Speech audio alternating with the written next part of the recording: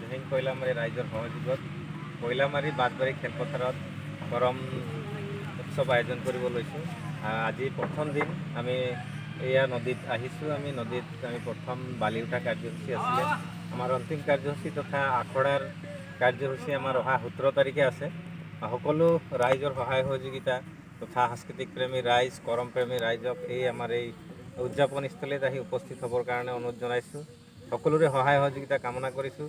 প্ৰথমবাৰ এইবাৰ আঠুৱা সমিতিয়ে এই আয়োজন প্ৰথমবাৰৰ কাৰণে তেওঁলোকে দায়িত্ব লৈছে আৰু তেওঁলোকক সকলোৱে সহায় সহযোগিতা কৰি আমি চাহ জনগোষ্ঠীৰ ৰাইজে সকলোৱে তেওঁলোকক সহায় সহযোগিতা কৰি এই কৰম উদযাপন অনুষ্ঠানটো সাফল্যমণ্ডিত কৰিব বুলি সকলোকে আহ্বান জনালোঁ।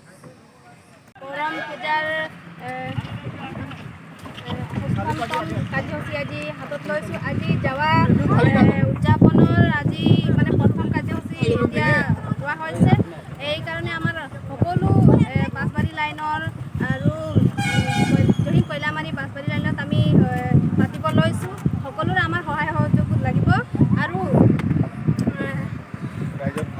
ৰাইজৰ সহায় সহযোগত আজি এই কৰম পূজাটি বালি উঠোৱাৰ কাৰ্যসূচী আৰম্ভ কৰা হৈছে। আমি একবাৰ বলি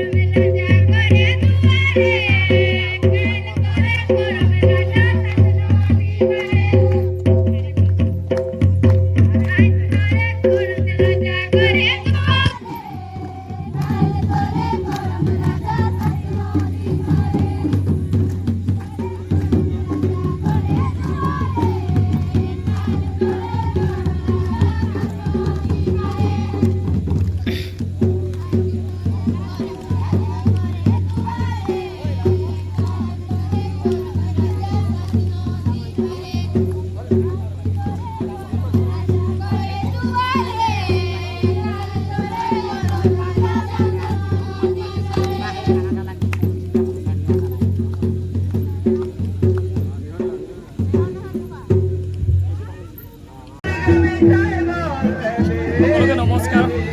আজি আমাৰ অসম চাহ জনজাতি মহিলা সমিতি আৰু অসম চাহ জনজাতি লখিমপুৰ শাখা সমিতিৰ উদ্যোগত আজি আমাৰ বাৰ্ষিক কৰম উদযাপন কৰা হৈছে কয়লামাৰী বাঁছবাৰী খেলপথাৰত।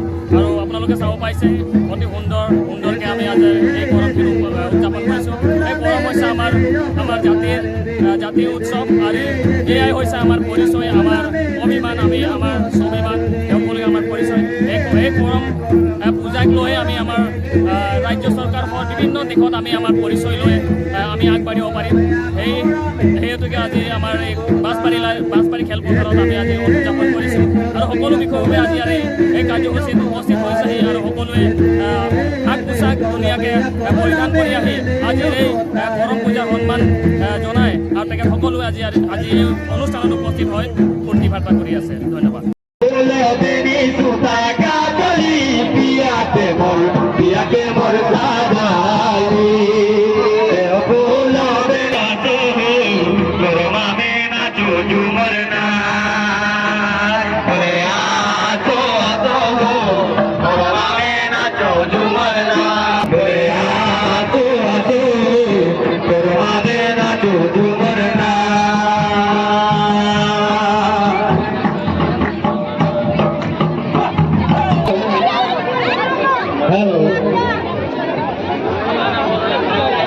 Oh